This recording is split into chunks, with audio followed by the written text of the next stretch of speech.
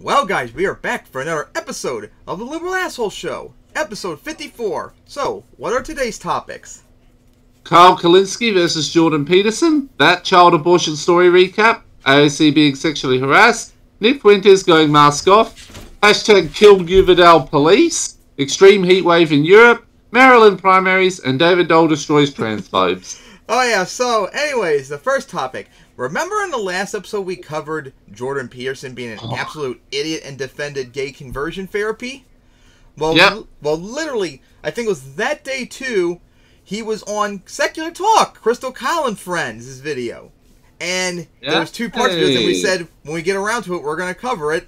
And here it is, finally around to it. So let's watch Jordan Peterson pretty much completely getting mad at Kyle throughout the entire videos. It was so funny. If you see it, he was mauling like crazy. Oh, God.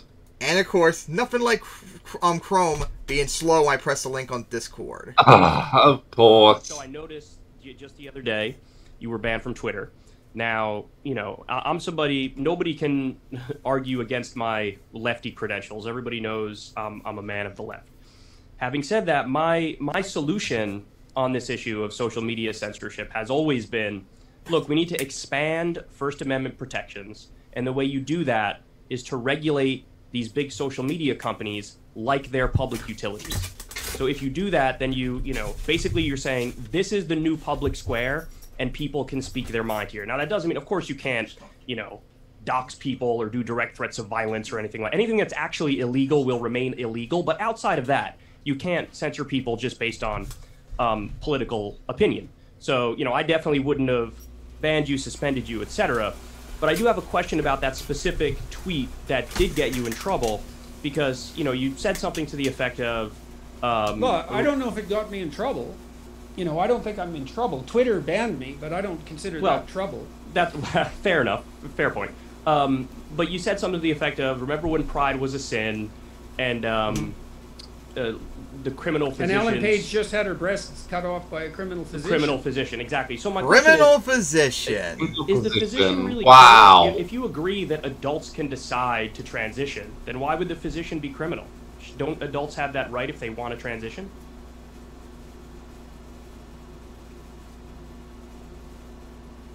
Not everything legal isn't criminal. And do they have that right? See, I would have left Ellen Page alone if she hadn't been parading her new abs in a fashion magazine. How many kids do you think she can convince to convert? Oh no! Come on, none of them are confirmed. None of them are Not that convinced. argument, come on! Dude, this is not like some sort... This is the exact same argument, remember, that they would use against gays for crying out loud back in the 2000s. Yep. They don't... You don't... That even used this against interracial marriage back in the day as well. I've found a few arguments for even against interracials that, oh, it's just, oh, you've been indoctrinated into liking black people. Yeah, you're not indoctrinated to being gay or trans. You're just being who you are. And no, Elliot Page transition doesn't convert like kids or anything into such. If they are, they're just being who they are. It's not that hard to understand. Similar to the gay community, where back when that first became a big issue, people thought, oh, if we talk about it, if it's in magazines or whatever, we're promoting kids to go down that path. But really what happened is people are who they are. And if they're gay, they just decided to be like, yeah, I'm gay. And they were just more open and honest with themselves. So I don't think you're promoting people to do that. No, You're that's just not saying, what happened. if you You're are that, it's completely okay. wrong. Okay, well, You're utterly I'm wrong. listening. There's I'm nothing listening. about that that's right. So explain. Well, I'm there's been listening. an absolute... Look, one of the reasons that I opposed Bill C-16 in Canada to begin with, this pronoun-compelled speech bill, was because I knew perfectly well what was going to happen when we introduced confusion about gender identity into the public sphere. It's not Now, the argument was confusion, you... left people with gender dysphoria alone to make their own way and stop torturing them. That Torture? Torture? What? On those individuals. And Well, he wants to torture people for not agreeing with him, so of course he'd project onto those he disagrees with. I find it funny that you would say torture when you literally support gay conversion therapy, which is torture. My Exactly. analysis as a clinician was that for every one person of that sort that we hypothetically save, we doom 1,000 more as a consequence of confusion and social contagion. I knew the literature on psychogenic epidemics. They used to call that mass hysteria, and it's a literature that goes back about 300 years. And often when you introduce social confusion, you can produce a psychogenic epidemic, especially among, generally it's adolescent females who are most susceptible to it. So I thought, oh well, what's going to happen is we'll produce a psychogenic epidemic of gender dysphoria among adolescent females. And that is exactly what's happened. And it isn't the fact that we've freed up people who are, in doubt about their identity to be who they are.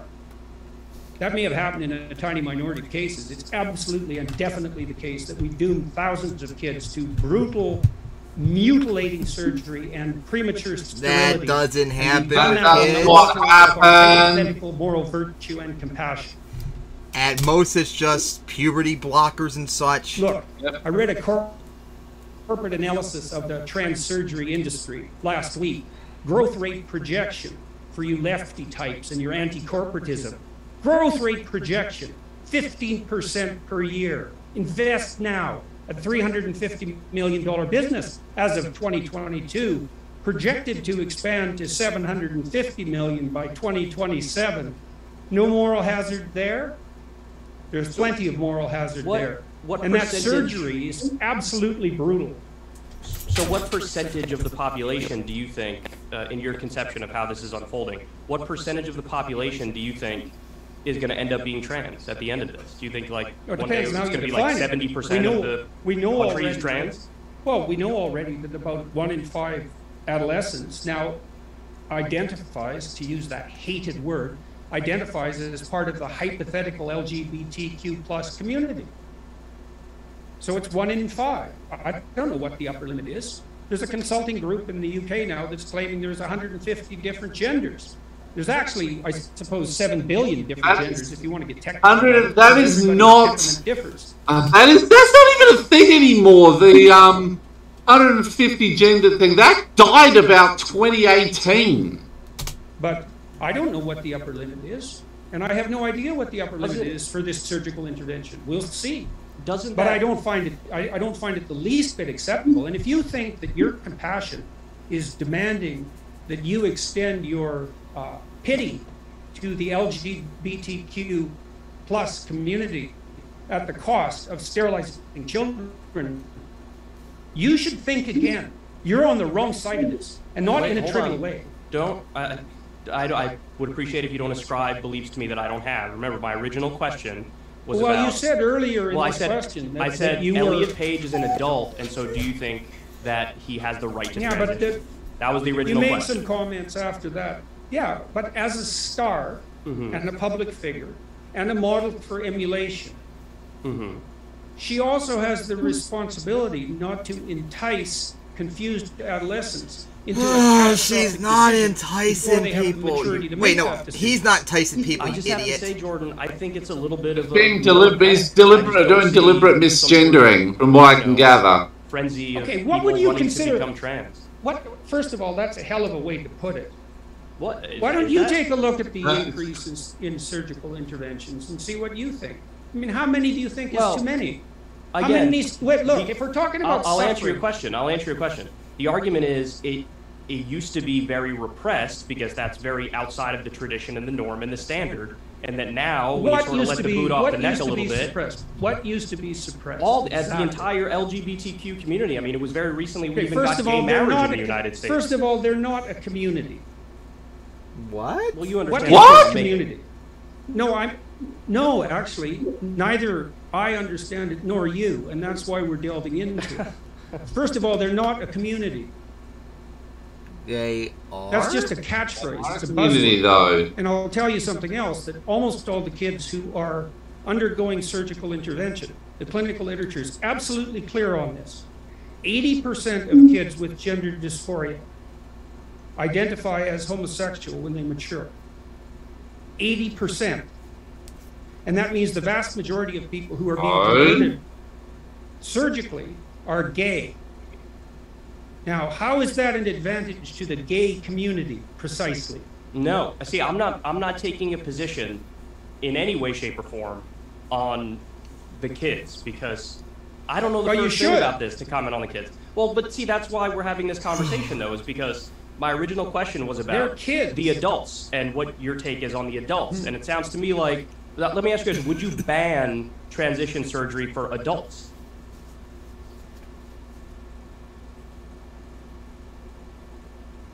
I don't know. Really?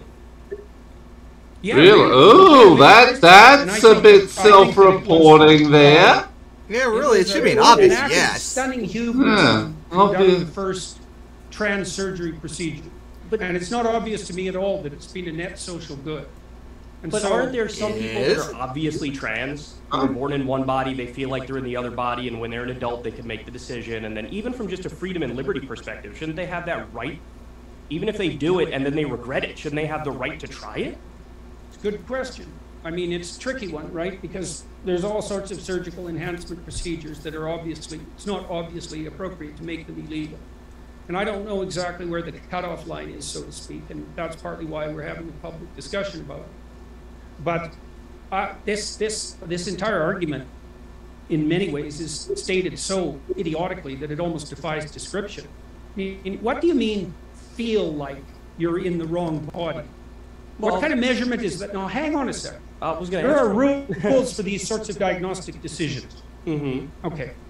The rule is that you have to make a valid and reliable diagnosis. That's if you're diagnosing depression or anxiety or obsessive compulsive disorder or cancer or anything like that. There are standards that you have to abide by in order to make a diagnosis, in order to fulfill the obligations of your professional college. If someone comes to you and says, I feel like I have lung cancer, that is not sufficient grounds upon which to formulate a diagnosis, much less proceed to surgery. Mm-hmm. And so the question is, what do you mean by feel? What is that? Is that an emotion? Oh, no, it's going into his word. Conclusion? It's going into his word. Let me explain to you what I mean. So I've been doing my show for about a decade. Word stupid. 3 years into doing my show, there were some stories here and there that I covered about the trans issue. Somebody who is trans reached out to me and explained to me in a very straightforward way, yeah, look, I was born biologically female. I feel like I'm biologically male. My reality never lined up. Well, I'm just explaining what they said, and then you can respond however you'd like to respond. Is that really hard to understand? And they told me, as soon as I got the surgery... Yes, because Peterson has this extremely rigid view of the world, and he's also a total idiot, so of course it's impossible for him to understand. Not surprised. For me to say back to that person, no, you shouldn't do that, or I know better than you do for yourself. And that's not to say that every time somebody does this, it works out well, of course, because everybody's an individual. But in some instances, that's the answer. So, you know, me as a simple outsider, I just look at it and say, hey, whatever floats your boat, and if it works, it works. Look, most of the time my attitude is you can go to hell in handbasket any way you choose if you're an adult. Now, this problem is complicated and compounded by the fact of the necessity of medical involvement and the ethics on the medical front. So when you asked me about how that should be regulated, my answer was I'm not exactly sure about that. Yeah, although it isn't obvious to me it's obvious to me that the trans surgery enterprise has gone way too far, thousands of people too far. And I'm certain that it's harmed thousands. Source, please. Exponentially more people than it's helped. All right, guys. What you just saw so that was the first video. So what do you have to say about that one so far? I think it kind of shows how much of a weasel and how much of an ideological idiot Jordan just dogmatized he is. Alright, so that was the one dumb one about trans rights. Now on to Trump.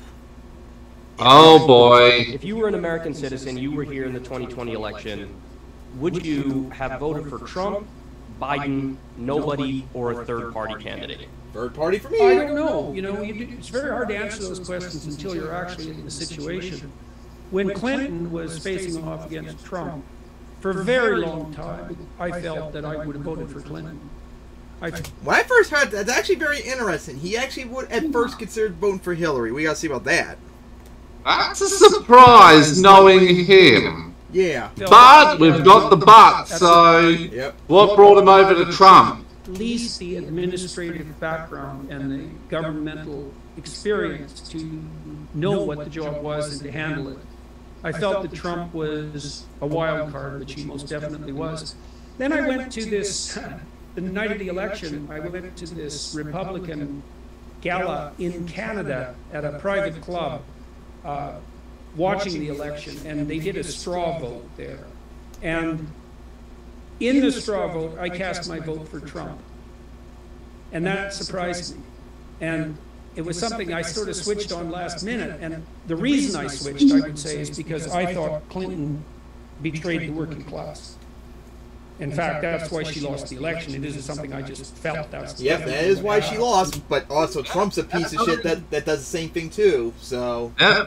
A stopped friggin' clock is right every now and then, and that is one true thing from Jordan Peterson right there. But of course, Trump is a piece of shit that betrayed the working class Yep. too, so they're neither good on that.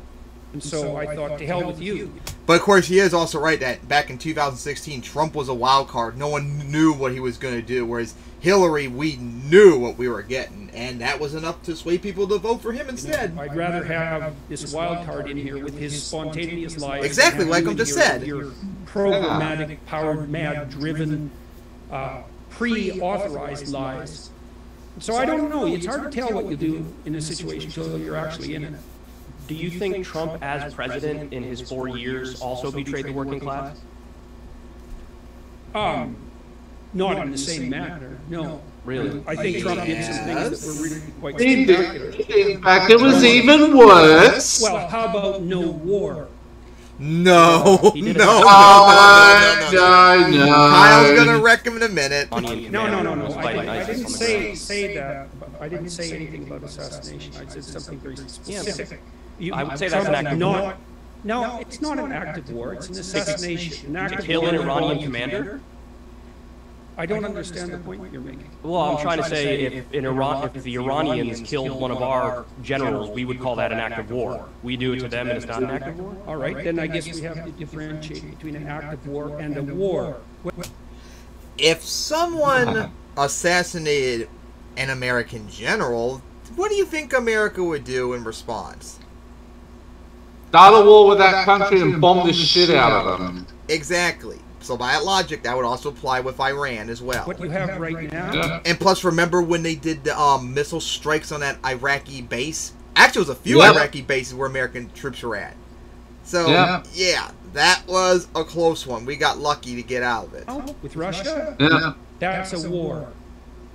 And Trump did not engage the U.S. in a war of that sort.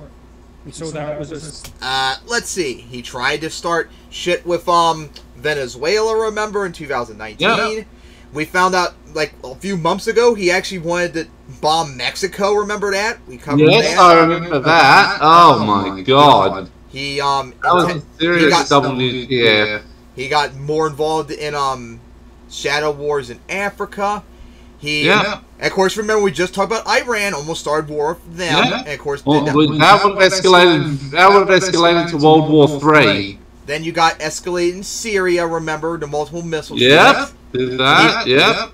He did a lot of shit with Ukraine too. Remember, like arming them and stuff, which Russia did not like, which did not help the situation there. He stayed in Iraq. He didn't leave Afghanistan. Biden had to finish the job. Remember, he almost started war years ago with North Korea, and of course, antagonizing China as well. So, Yeah. even if he didn't actually start a war, it doesn't change the fact that he was not a dove or a pacifist or anything. He tried to escalate wars. He just didn't get an actual war out of it. That's the difference. But he's Exactly. still not peaceful. signal contribution. He also established the Abrahamic Accords, which have got nowhere near enough attention, not near the attention they deserve. And the people who negotiated that should have won a Nobel Peace Prize, because that brings the possibility of peace to the Middle East. And that was a big accomplishment, both of those things. Do you consider the giant increase in drone strikes under Trump problematic? That's another thing too. Drone Yeah, strikes. it's 432%. Yeah, drone strikes massively increased when Trump was president. And hey, Biden massively shrunk them to almost nothing now. Remember, we covered that. So that's one thing Biden deserves credit for. What do you mean problematic? Do you mean desirable? Do you, because you said, oh, he didn't get us in a new war, but I would consider all those bombings, which are illegal, by the way, an act of war. Do you think that those are... I didn't say that Trump's record was unblemished, or that there weren't skirmishes of various sorts. I'm not trying to paint him... I'm not trying to paint him beige, or I'm not trying to whitewash him. I'm perfectly aware of Trump's flaws and his advantages. But he didn't embroil the U.S. in a war. And you guys have been embroiled in a He tried to. He tried to several times. One after another. And then the Abraham Accords are a big deal. And also that Abrahamic Accords, however, there's a lot of, like, nuance to it. It's not, like, 100% good as conservatives keep trying to act like. Oh, and did he betray the working class? Well, I think that's in some sense it's a vague question. Hillary definitely betrayed the working class because she decided to go with the woke mob instead of her typical base of power Democrats had always relied on. Always have to bring it back to the woke. And Trump did betray the working class, just like Hillary did, you idiot. Decision. Can I give you an example on Trump betraying the working class? Because there's a few things you can point to. First of all, there was net outsourcing of jobs under his administration when he campaigned as the opposite.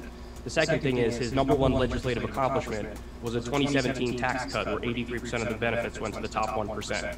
So those are two examples of, you know, he campaigned as the anti-outsourcing guy, then there was net outsourcing under his administration. And in fact, that same tax bill incentivized outsourcing. And then again, that tax bill mostly benefited the wealthy, and it didn't help the working class. So that's what I mean by betraying the working class. I think he campaigned in a very populist way, but in terms of how he governed, it was very sort of standard establishment Republican, just like George W. Bush, for example.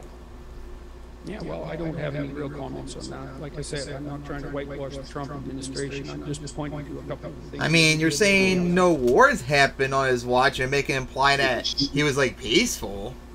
Yeah.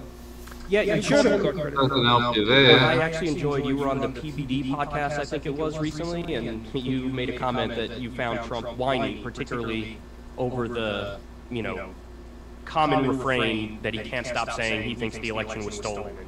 Correct me if I'm wrong, but your commentary was like, move on. Well, I think it's a strategic error on his part, at minimum. I mean, Trump portrays himself and thinks of himself as a winner, and part of his attractiveness on the populist front was his unabashed, victorious persona, let's say. And he's the guy that gets things done. He's the guy that wins.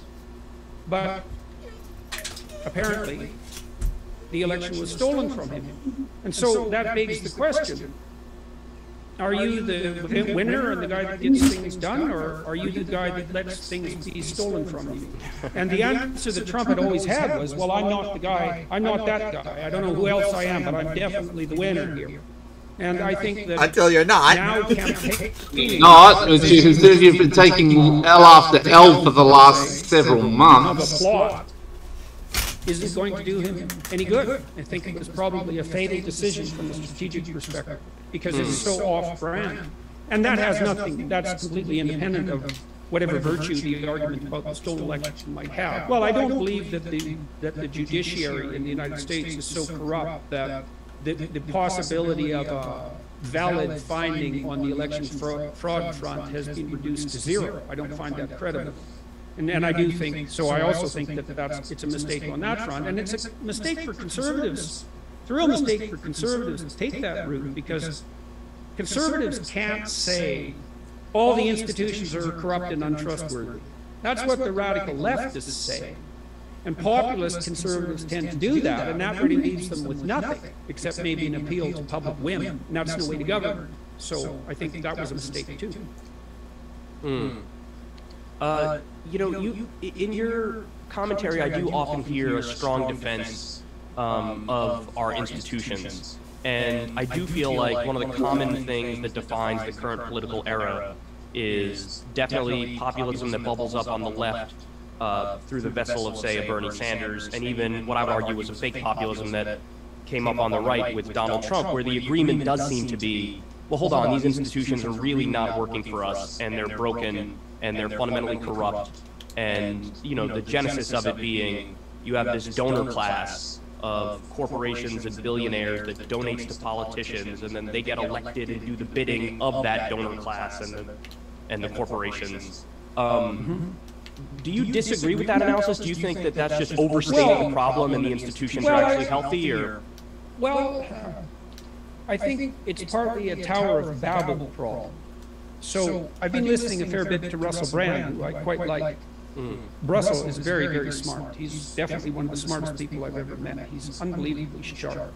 And he differs in his political utterances from me to a substantial degree, although there's a fair bit of commonality as well.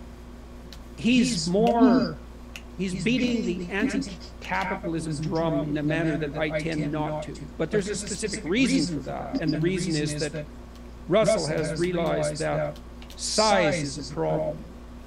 You know, the lefties tend to be skeptical of big government, and the right-wingers tend to be, the lefties tend to be skeptical of big companies, and the right-wingers tend to be skeptical of big government. And I think the right way forward through all that mess is that we should be skeptical of big. All right, guys, what you just saw. That was a bunch of gobble at the end. So, what do you have to say about that? Just typical Jordan Peterson being Jordan Peterson. What? Do you want a bagel? What do you mean by the meaning? What do you mean by what? What do you mean by do? What do you mean by you? What do you mean by me? What do you mean by pie? What do you mean by and what do you mean by bagel? This is all very complicated and very intricate, and we've got to spend several hours going into detail about it. Also, there's a group of people, and I'm going to very vaguely gesticulate in the direction of the Jews, but I'm not actually. But I'm actually going to say, hold on, don't actually go there.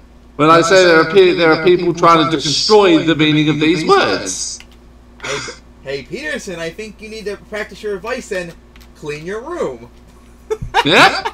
Oh my clean God. your room. And you know what? Since trans issues was brought up, I think we should bring up the topic I put up next. And that is David Dole destroying transphobes, which I literally just watched this video like an hour before we started filming. So let's get that up. And of course, Chrome, Discord's link to Chrome is being a dick, so gotta copy the link. And watch Josh Hawley get wrecked too. And if you don't say it, then you are a bigot? Josh Hawley, Ron DeSantis, Tom Cotton, they're all fake. They're populist fakes. Even were that true, it would not mean Hey, that Benny Josh boy! Hawley's job to lie. Ben DeCurio! A few liberal pundits, Jessica Tarlov, did an absolutely incredible job breaking down Republican Senator Josh Hawley's bullshit about trans rights in regards to abortion. So in this video, I will get to the basis for this commentary, which is the discussion that Josh Hawley had during a Senate hearing on abortion rights with UC Berkeley law professor Kiara Bridges, and he was also schooled in that clip as well. And then I'll get to Tarlov's reaction on Fox News, and then I'll also get to the conservative reaction in the media to Josh Hawley, of course, rushing to defend him. And in the process of doing that, I will discuss a little more on these trans issues and maybe educate you a little bit on what science is actually saying about it and how it clearly differs from what conservatives like Ben Shapiro are claiming. So first, let me get to the basis for this entire discussion, that is this interaction between Josh Hawley and UC Berkeley law professor Kiara Bridges. Professor Bridges, you said several times, you've used a phrase, I want to make sure I understand what you mean by it. You've referred to people with a capacity for pregnancy. Would that be women? Many women, cis women, have the capacity for pregnancy. Many cis women do not have the capacity for pregnancy. There are also trans men who are capable of pregnancy, as well as non-binary people who are capable of pregnancy. So this isn't really a women's rights issue. It's we can recognize that this impacts women while also recognizing that it impacts other groups. Those things are not mutually exclusive, Senator Hawley. Oh, so your view is that the core of this right then is about what? So I want to recognize that your line of questioning is transphobic, and it opens up trans people to violence by not recognizing them. Wow, you're saying that I'm opening up people to violence by asking whether or not women are the folks? Oh, that was a bit of a jump. Well, yeah, I don't think that is a really good explanation right there to say that you're transphobic for asking questions. However, he's going to make a fool of himself in a little bit.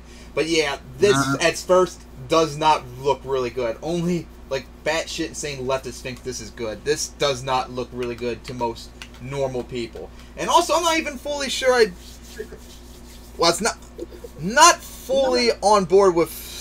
I can't describe it in a way it doesn't sound like really stupid, so I'll just hold my tongue for now. I want to note that 1 out of 5 transgender persons have attempted suicide. So I think it's important. Because of my line of questioning? So we can't talk about it? Because denying that trans people exist and pretending not to know that they exist. I'm denying that trans people exist by asking you if you're talking about women having pregnancies. Do you believe that men can get pregnant?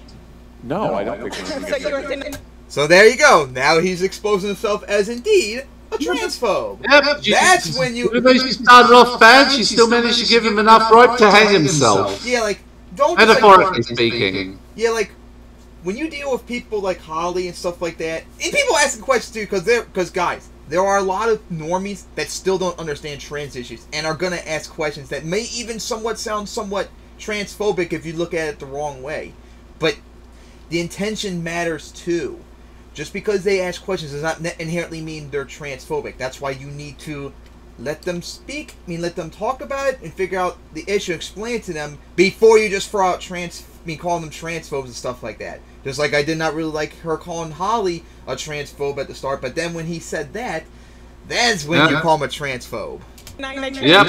And that leads to violence. Is this how you run your classroom? Are students allowed to question you, or are they also treated like this, where they're told that they're opening up people to violence? We have a good time in my class. You should join. I bet. You might learn a lot. Wow, I would learn a lot. I've learned a lot from this exchange. Extraordinary.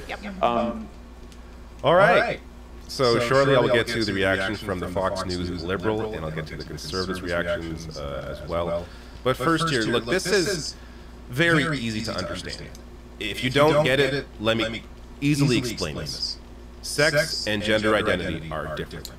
You can They're separate, and gender is a social construct that can give birth to a child and identify as a man. That's all you have to understand. It really isn't that complicated. So that's the extent of this. And Josh Hawley is not an idiot. He understands this, but he has to use this as a wedge issue, as a culture war issue, even though it's simply an issue of human decency and human rights. But because he's a piece of garbage, he has to use issues like this that clearly, as I'm going to show you in a second here, yes, increase violence toward the trans community when you deny their existence. And he has to use that as an issue to get voters to come out, because he has nothing real to actually offer them. And that gets to part of the Fox News commentary in a second here. But quickly on this point about the violence. So this is from Fox. Bridges' concerns reflect the fact that lawmakers' political attacks on trans people, including denying their existence and using legislation to limit their freedom of movement, access to activities, and availability of health care, have coincided with an increase in physical violence. According to a 2021 Time report, anti-trans violence has surged in the wake of an increase in legislation targeting trans people. A 2021 UCLA report also found that trans people, particularly black and brown trans people, were significantly more likely to be victims of violent crime than cis people. So there's the data right there. You can try and deny it, but it's obvious. And it's obvious on its face. The more you deny the existence of people, the more you have these pockets of this hate developing, the more the likelihood of that hate being turned into physical violence. It's that easy. So that seems too hard to understand. In terms of the way this interaction went down, understand that, look, when you're talking to someone in a position of power like Josh Hawley, a lawmaker in a public forum where this is being broadcast, the approach that Kara Bridges here took is the right approach to take. But if you're talking to someone who's like, I don't know, your uncle who actually doesn't know anything and wants to learn and is open to it, then don't treat them like they're stupid. So there's a way. Yeah, like I just mentioned earlier, you got the only call people transphobic when they actually say or do something transphobic. Exactly. Them like asking questions, like even Josh Hawley at first when he was asking questions about that, he is right. That's not transphobic to ask questions. But then when you say, oh, they're not men, that's when it's transphobic. So Yes. you need to use your language carefully, which unfortunately a lot of leftists, a lot of times, including her, are just not good at doing. They're really terrible at it. To the point, like, when I was called transphobic before on Twitter because I misgendered someone by mistake. Way to talk about these issues depending that's a bit... So, but accidental misgendering is not grounds for someone to vote. Persistent, on the other hand, that's what you have to do when you know these people are full of shit. So again, a public forum, Josh Hawley's a piece of garbage, she's exposing his trash. That's a different situation than you talking one-on-one with somebody in your personal life and trying to educate them on these issues. So don't... I'm saying this because, look, you can easily turn people off by treating them like idiots in your everyday life. But again, when it's a public forum and you have someone who should know better and does know better, there's, you know, a different way to approach that than the way you would in your personal life. But let me get to now the reaction here from Jessica Tarlov. So this again is one of the few Fox News liberals. This is on Fox's The Five, and here is her fantastic response to Josh Hawley. But about, you know, the impact of these wokester moments. First of all, the average person is not watching these hearings. And the average person thinks of Josh Hawley and they remember him fist in the air walking by the people who became the Capitol Hill rioters on January 6th. Josh Hawley, Ron DeSantis, Tom Cotton, they're all fake. They're populist fakes. They all go to Ivy League schools. They're fancier Nice to hear this on than I am, Fox for saying everyone of all making fun places. my ivory tower background. And I want to read something from the Washington Post. They're fancier than you are. They're fancier than I am. Fancy? Fancy. Okay, Monica. Let me read this. I like that. Monica Hess in the Washington Post. If you know you're talking about a pregnant woman, by all means, call her that. If you know you're talking about someone who is pregnant and not a woman, then address them how they want to be addressed. You're gaining just 7 extra syllables, and I promise you, you're losing nothing. And there is something to treating people with dignity. I don't care if you think that trans people are ridiculous, that it's made up, whatever it is. If there's a trans man who is living his life like this, if he identifies that way, if he works at a job, he has a family, and he wants to go and have children, the greatest gift that he can, and he has not had gender reassignment surgery, then call him how he lives. That's not drifting into the land. No, I'm not. But that is not what we just saw with It Hawley. is what we... Okay, so I will get to more clips involving conservatives coming to Josh Hawley's defense, and I will annihilate their bullshit as well. But here, Jessica Tarlov, fantastic job. And just quickly on the last part of that clip, that other pundit there denying that's what the conversation was about with Josh Hawley, that was literally the conversation. That's exactly what it was about. It was about people who identify as male being able to birth children. That was the conversation. How do you deny that's the conversation? So look, her breakdown here is exactly right, and the quote from Washington Post also correct. You don't have to use birthing person. Like this is a thing invented by conservatives to try and make it sound like that the left is so intolerant. No, if you're a woman who is pregnant, guess what? You can be called a woman who is pregnant. No one's forcing you to call yourself a birthing person. It's just... Or like the person who talked to Josh Hawley in the video was saying, like, people that are capable of birth or whatever it was that it was so long, why not just say pregnant? Like, the pregnant doesn't imply gender whatsoever, and it's honestly the simplest word you could say instead of even a pregnant woman, pervin people capacity of birth. Because the thing I was trying to say earlier is, unfortunately, like a lot of these things like birthing people capacity of birth or whatever, that just sounds, honestly, to a lot of people just like too woke and too silly. But if you say like pregnant, which doesn't even apply men or women, that I think would be more compelling to people to be okay with. Like, part of the language, you gotta get people on your side, and when you start talking like that, you're gonna lose people because you sound like really silly. In the case of people who are not women, who are pregnant, that's what this conversation is about. And to simply deny that exists or to deny their reality or who they are is just to be inhumane. Again, this is simply about human decency. That's all it is. All you have to do is understand, hey, this person identifies as these pronouns and that's their name. Okay, that's their name. If someone tells you their name is Jess and you call them Joe, that's just being mean. Like, why would you do Unless that? it's accidental. So why would you deny someone's existence and then tell you how they identify and what their name is? It's the exact same thing. This is so, like, the way the right has turned this into a issue to get voters, like, galvanized is so incredibly insane. And again, it goes to the point that these are, as Jessica points out, fake populists. They don't have anything real to actually offer. So they have to latch on to... And they actually vote against the economic policies that populists like me want, which is funny enough. Exactly. That's how fake they are. Issues and generate them, make them into cultural war issues when they're just issues of human decency and human rights. And her other points there were also fantastic. I mean, attaching Josh Hawley to the Capitol rioters is exactly correct. He was all involved in that. And how, yeah, ultimately this is just about treating people with respect. And we're going to get to January 6th, too, when we get to the Maryland primaries one, because I got a lot to say about that. Jesse Waters in the middle of that, like, latching onto the word fancy. It's like, oh, fancy, I like that word. Like, what? These people are so empty. And it goes like, to me, it comes out as a defense mechanism. Because he knows he has nothing to actually say, he has no way to actually refute what she is saying, he latches on to random words and tries to make fun of her over using the word fancy. Very, very bizarre. But now let's get to the conservative side. And I'm going to get to some education. Oh boy, here we go. But hopefully you can learn something in the process. As conservatives continue to pretend that the science is on their side. Oh, we're about science.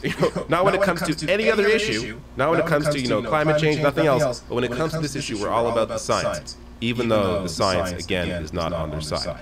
But Steven Crowder, one of the defenders here of Josh Hawley, coming out to say men cannot get pregnant, saying that is not violence, it's fact. Again, not fact. And how about you go back cross-dressing at the Planet Fitness again, Crowder?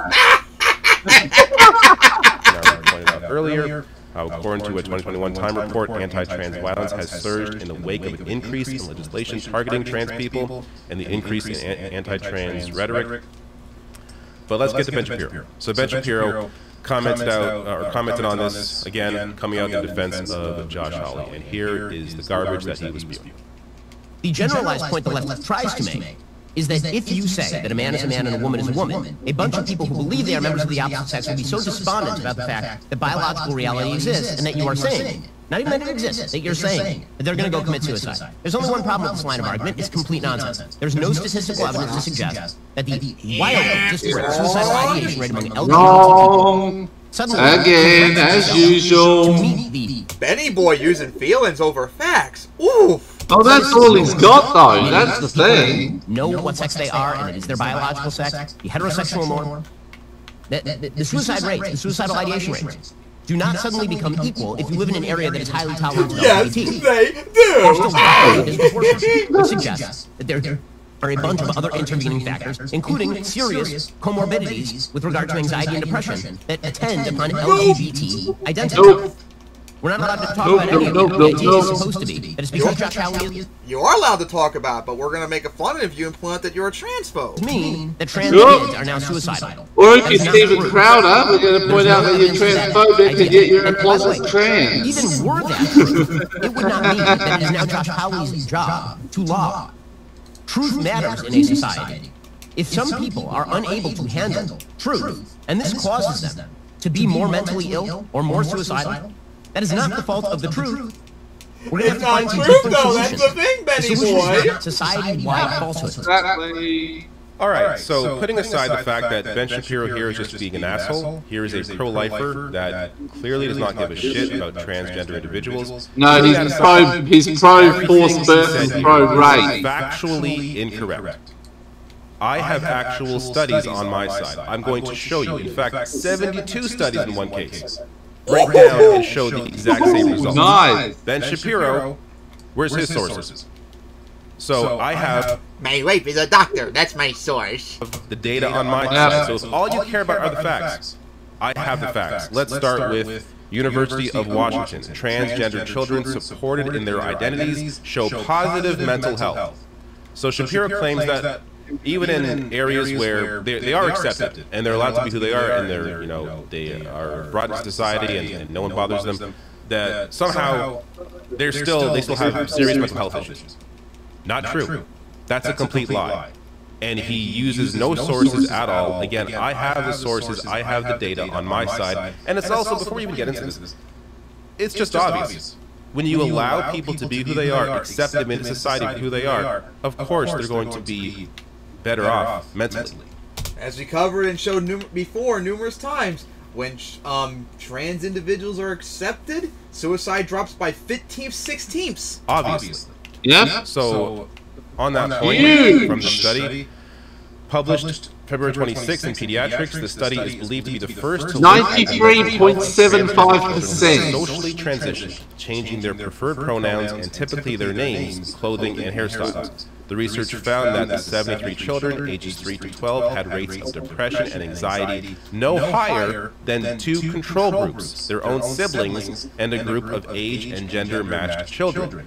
And their rates of depression and anxiety were significantly lower than those of gender non-conforming children in previous studies. The findings, said lead author Christina Olson, challenged long-held assumptions that mental health problems in transgender children are inevitable, or even that being transgender in itself is a type of mental disorder. So this is what Shapiro was trying to claim in that video, was that they're going to be depressed no matter what. That's simply not true. Any moron can tell you that, but if you want the data, if you want the studies, here they are. Here's one, but you know what? There are 72 others with the exact same result.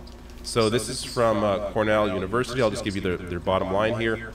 This search found a robust international consensus in the peer-reviewed literature that gender transition, including medical treatments such as hormone therapy and surgeries, improves the overall well-being of transgender individuals. The literature also indicates that greater availability of medical and social support for gender transition contributes to better quality of life for those who identify as transgender. Benny boy, and again, feelings over 72 studies. Of course, that's Ben Shapiro's modus operandi. Facts don't care about your feelings, but feelings over my facts. It's my feelings over facts. Oh, biology says this. Well, biology is actually in direct conflict with Ben Shapiro's point. New York Times here, anatomy does not determine gender, experts say. How to define identity? Researchers say gender identity comes from the brain, not the body.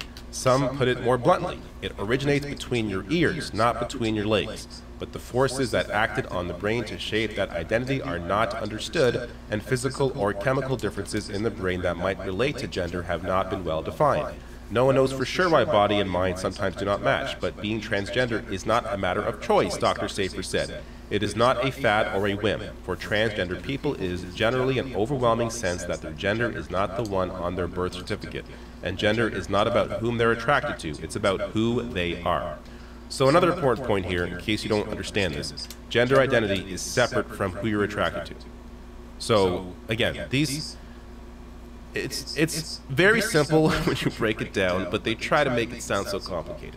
You have gender identity, you have your actual sex, and you have who you're attracted to. These are all different things. That's it. It's not all that complicated when it's broken down. Now, but of course, Ben Shapiro and other conservatives have fear brain and smooth brain, so this will fly over them. Read my feelings! Scientific American here, stop using phony science to justify transphobia. This is from 2019. They go on to say nearly everyone in middle school biology learned that if you've got XX chromosomes, you're a female. If you've got XY, you're a male. This tired simplification is great for teaching the importance of chromosomes, but betrays the true nature of biological sex. The popular belief that your sex arises only from your chromosomal makeup is wrong. The truth is, your biological sex isn't carved in stone, but a living system with the potential for change. Why? Because biological sex is far more complicated than XX or XY, or XXY, or just X. XX individuals could present with male gonads. XY individuals can have ovaries. How? Through a set of complex genetic signals that, in the course of a human's development, begins with a small group of cells called the bipotential primordium, and a gene called SRY. So it gets even more complicated if you want to read through this. Again, I always link to all my sources. Read through all of this. You can actually look at my sources. Look at the data. Look at what the studies say. Ben Shapiro gives you nothing. I give you lots to read through here. So I don't give facts, I give feelings. This idea. Get owned, libtard. I mean, you know they're full of shit. Feelings over facts. Or if you question me, you're anti-Semitic. Yep. Yet this issue, they're very. Not everyone's anti-Semitic.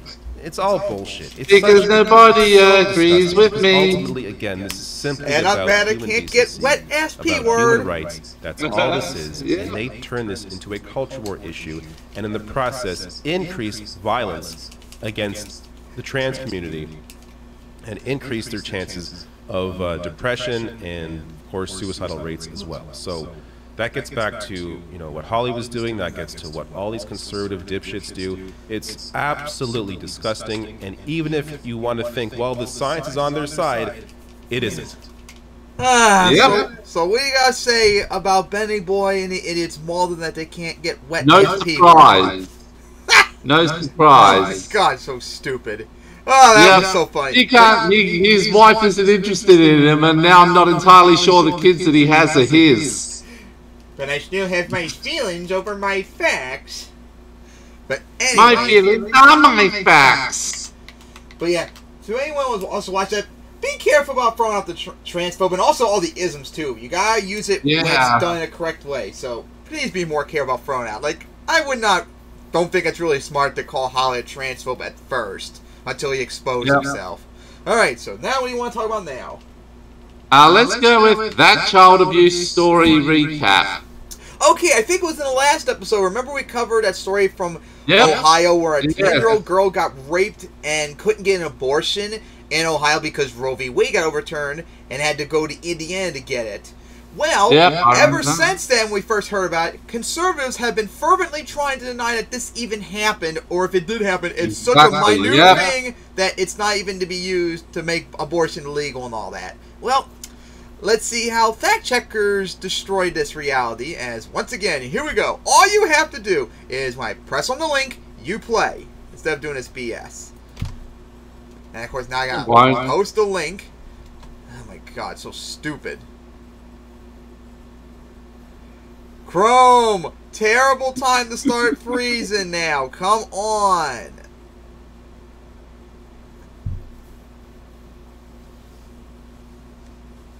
The best internet browser online, guys. None of them. They're all shit. At least it's a bit more. I think it's also because America's internet is retarded, and so last week on the show, we talked about a plethora of stories that demonstrate how harmful the Supreme Court's reversal of Roe v. Wade has already been for women and girls in the United States. And one of those stories is this story about a 10-year-old child in Ohio who was denied an abortion and forced to travel to Indiana in order to terminate her pregnancy. Now, after that story broke, for whatever reason, mainstream media pundits and fact-checkers decided to try to poke holes in the story when there was nothing particularly doubtful about the story. I mean, this is a relatively common story. I think the only surprise was how quickly this type of story came out following the reversal of Roe v. Wade. But these things are an inevitability in a post-Roe world. But regardless, fact-checkers were incredibly disingenuous about this story. So let's look at some headlines shared by journalist Ken Klippenstein. Quote, not a whisper of evidence to show 10-year-old Ohio rape victim got abortion in Indiana. Another one, an abortion story too good to confirm. This was published by the editorial board of the Wall Street Journal. Fox News writes, Biden-cited story of 10-year-old Ohio rape victim needing abortion still not verified by fact-checkers. Snopes, Washington Post, unable to verify viral story. Governor Kristi Noem writes, a week ago, Dana Bash on CNN tried to trap me with a story about a 10-year-old girl who got an abortion. I pointed out that nobody was asking about the pervert who raped that child. Now it looks like the story was fake to begin with. Literal fake news from the liberal media. Now there's more, but let's just pause for a moment. I'm not a journalist. But since when was being unable to verify a story or confirm every single detail tantamount to that story just being completely bogus? In what way does it mean that if you can't verify details of the story as a fact checker, it's just young girls? Proves the stake. I don't know how they came to this conclusion, but odds are there were a lot of pundits and media figures that wanted to come to this conclusion because they wanted to make it seem as if liberals were being too hysterical over the repeal of Roe v. Wade. Now let's look at a little short compilation from Fox News about the way that they covered this. So Primetime decided to investigate this alleged child rape. But we quickly found out that authorities in Ohio haven't even begun a criminal investigation into the rape. This doesn't make any sense. To the point of the Indianapolis Star, Washington Post, there's no indication that the newspaper made other attempts to confirm her account. The story's lead reporter, you made this point during break, Sherry Rudavesky, did not respond to a query asking whether additional sourcing was obtained. And the single source said to the Washington Post, "Thank you for reaching out. I'm sorry, but I don't have any information to share." So just start. Yeah, and that's against the backdrop of their code of ethics, which also includes we use confidential sources, sole sources as the sole basis for published information only as a last resort, and under specific procedures that best serve the public's right to know. Well, that goes to what you were saying, where they have deemed that the public's right to know is folded in with their agenda. Take it from me, because my wheelhouse was criminal law as an attorney. There's no shortage of 10-year-old rape victims. There's victims from infants through the elderly, both genders. There is more than you can count. There are so many monsters out there. So for me, what I find so deeply offensive is that they had to make up a fake one. There's actually so many, there are countless real ones that I would love for them to use as advocacy for law and order, for actually commitment to prosecutions, to finding the perpetrator. But the fact that this alleged situation was created, and that was to serve the public's right to know, to further their position on abortion by a sort of sensationalist physician now that has now gone dark with zero acknowledgement of the perp and the victim, and so much more components of this that real people have dedicated their careers and their dramatic efforts to on a daily basis, that they think we're that simple, that they've reduced us, oh, you're going to eat this up, you're not going to ask any questions, and it's going to be really good for your talking point, and then it gets amplified. It's horrifying. Americans know better than that, we're smarter than that, and we are more honorable than that. So what does it tell us? The politicians are lying about this. Can you imagine? And why did the Biden administration, speaking of lying, just repeat a story about a 10-year-old child who got pregnant and then got an abortion or was not allowed to get an abortion when it turns out the story was not true? And by the way, when a 10-year-old gets pregnant, the first question is not, how do we get rid of the kid? The first question is, where's the rapist? Where's the rapist? How about it being both gender? So, as it turns out, the story was proven to be completely true. Yeah. Not surprised. So as the Columbia Dispatch reports, arrest made in rape of Ohio girl that led to Indiana abortion drawing international attention. Gershon Fuentes, 27, whose last known address was an apartment on Columbus's northwest side, was arrested Tuesday after police say he confessed to raping the child on at least 2 occasions. He's since been charged with rape, a felony of the first degree in Ohio. Columbus police were made aware of the girl's pregnancy through a referral by Franklin County Children's Services that was made by her mother on June 22nd. Detective Jeffrey Hoon testified Wednesday morning at Fuentes' arraignment. On June 30th, the girl underwent a medical abortion in Indianapolis, Hoon said. Hoon also testified that DNA from the clinic in Indianapolis is being tested against samples from Fuentes as well as the child's siblings to confirm contribution to the aborted fetus. Now again, I understand that fact-checkers like Snopes and Glenn Kessler of the Washington Post, who I think it's a stretch to even call him a fact-checker at this point, I understand if you're not able to verify details of the story, and that's because there's a child victim involved. So these details are sensitive. They're going to try to restrict these details from the public to protect that child. But I'm no journalist, right? But again, I've got to ask the question, since when has being unable to independently verify details of a story implied that the story itself is completely bogus? How did we reach this conclusion collectively as a media establishment? I don't know. Part of it is, you know, I think that pundits trying to both sides the situation and try to be fair to Republicans and make it seem as if what they just did or what they wanted isn't as bad as liberals and lefties are making it seem. Maybe that's part of it. But another part of it, I fear, is that this is an indication that the most horrific abortion stories that will inevitably come out in a post-Roe America are going to be viewed as false flags. Now, why? Because these stories are going to come out. Women will be harmed. Women will die because Roe versus Wade has been overturned. Murdered They're not going to come out. They already are coming out. But already are. Yep. We know what's going to happen. I'm pretty sure there's already been at least one murder in Alabama of a woman who's had an abortion. As for forced birthers in Ireland, the country had a collective change of heart because of one story where a woman died because she was denied access to an abortion. So in the United States, if these stories begin to be published one after another of a woman with an ectopic pregnancy dying, or a 10-year-old rape victim getting denied an abortion, that is going to collectively change the public consciousness even more. And conservatives know that they're already on thin ice. They know that a majority of Americans supported Roe v. Wade. So they know that what they did was incredibly extremist and unpopular. So if more and more stories begin to come up, then that will keep this on the public's collective consciousness, and this will facilitate more protests, people getting outraged and lashing out at government for failing to protect women.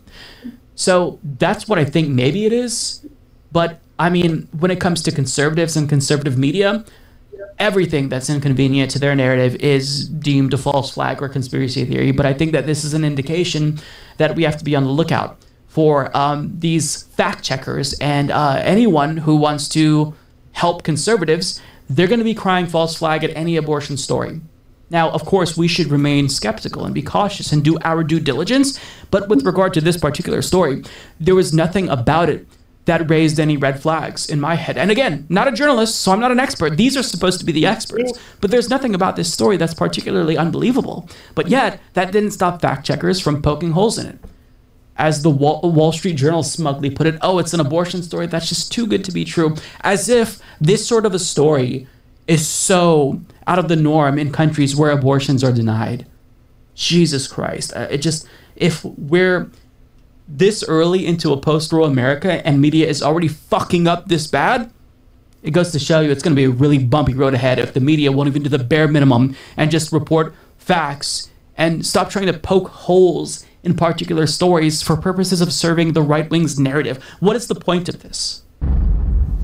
Because they're in cahoots, Mike, as we all know. Yep, because they love rape and they love murder, love the murders of women and women who have had abortions and doctors who provide them.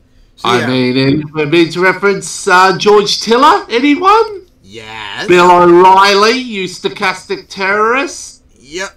So yeah, guys, this is why Roe v. Wade needed to stay. Because stuff like this would not happen. Every state was required to have abortion legal up to like 24 weeks or so. So this girl would have been able to get it if it wasn't for Roe v. Wade being overturned. And of course, think how ridiculous that sounds. You're going to deny a 10-year-old who would die, most likely, for having a kid who was raped in abortion. Like, you're just an extremist if you think otherwise. This is just terrible. And that's why it needs to stay in place. And that's the end of the discussion. Alright. Yeah. So now, on to the next topic. Which would be the OC being sexually harassed. Okay, so this happened like a week ago. I could not find any other person really talking about that I didn't think was annoying. Other than Hunter Avalon, but his video was well over an hour long. He even talked to the person who did it, and the guy made an absolute fool of himself, but we don't have that time to watch a video for an hour. And so, but anyways, last week or so, AOC was on Capitol Hill about to go vote for something, and on the way there, she came across a comedian that called her, said a whole bunch of, really dumb, really almost misogynistic and racist crap, and sexually harassed her. And it was so cringy and so disgusting, but thanks to the Independent, I actually have the video of it if you didn't see, if you want to take a look at. And here we go again. So now it's doing it with non-YouTube videos. Won't even press on the link when I press on. So now here we go again. Copy, paste. It's like like only a minute long. Actually, I think it's less than a minute long. I don't even think it's 30 seconds. We're already over an hour in, so... Come on, Independent, load up so we can watch it. July 15th, so, yeah. It was a week ago then. Yeah, and, oh one week, God, one day. We got a lot to say. If Chrome would stop freezing and just play this stupid video. Like, this is getting, like, so ridiculous. Yeah, I'm not finding that sort of problem. You know, something must be wrong with your internet or your computer. I'm having a problem all day so far with this. Hmm. And here we go with loading an ad and all that crap. Of course. Even though I have ad blocker on. Finally, let me... You saw Cyrus's video that I sent you? Nope. And of course, right when I'm about to press on it, it does backspace at the same time, so now it ends up loading a different video. God, I hate when that happens. How hard is it to not disappear when with the press on, because it played with no sound, so I was going to rewind it, put the sound on it, and play it. But no, backspace instead. So now I got to reload it all up again. But anyways, while we wait for it to load up, like one of the things he called, which is like really bad, he called her a big booty Latina. oh my God. Even there, big booty Latina. The only type of woman you say that to is a freaking stripper girl, a stripper that you're complimenting. Oh man! You don't say that to a sitting member of Congress. Or actually, you shouldn't be saying it to any woman that you don't know. Oh my God, what is going on with Independent? Every time I repost a link, it's doing other things now. This is getting ridiculous. Plus, Chrome being frozen. While you're doing that, I've recently found this YouTuber called Shark300. Have you ever heard of him? No. Why are you doing YouTube now? What the? Now it's going back to the Humanist Report video we just watched. This is getting stupid. How hard is it to just load a video and play it? See, Independent, if you just did not get rid of backspace earlier, we would have already been long watching it. Pause.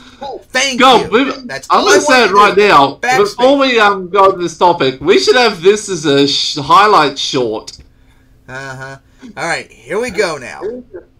See, my favorite big booty Latina. I love you, AOC. You're my favorite. She wants to kill babies, but she's still beautiful. You look very beautiful in that dress. You look very sexy.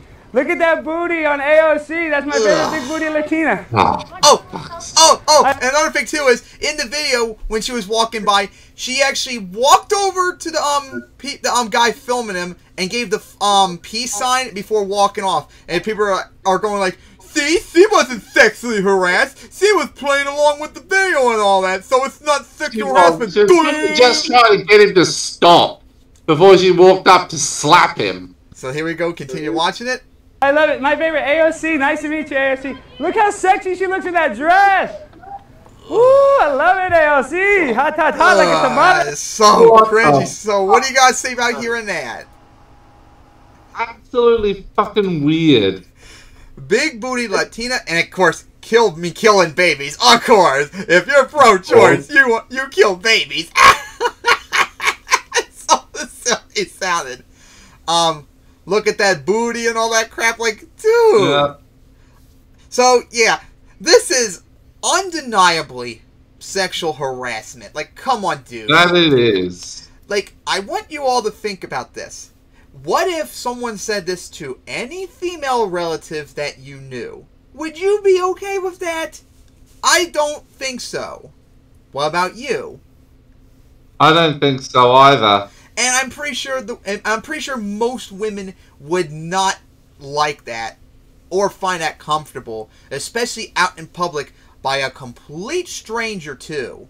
Absolutely weird. And then of course, oh my God, if you think what happened to her is bad enough, the excuses, literally Hunter Avallone, like the last week, has been harassed and made fun of by these idiots. He did a debate for an hour or two talking with this fucker that sexually harassed her too. It was really stupid. And the guy going like, I was just joking. And that's the normal excuse for doing with sexually harassed women.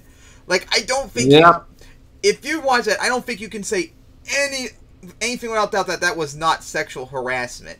And people were making, like I said, people were making excuses. Oh, but she came up to the video and gave the peace sign, stuff like that. So she wasn't harassed. That doesn't matter.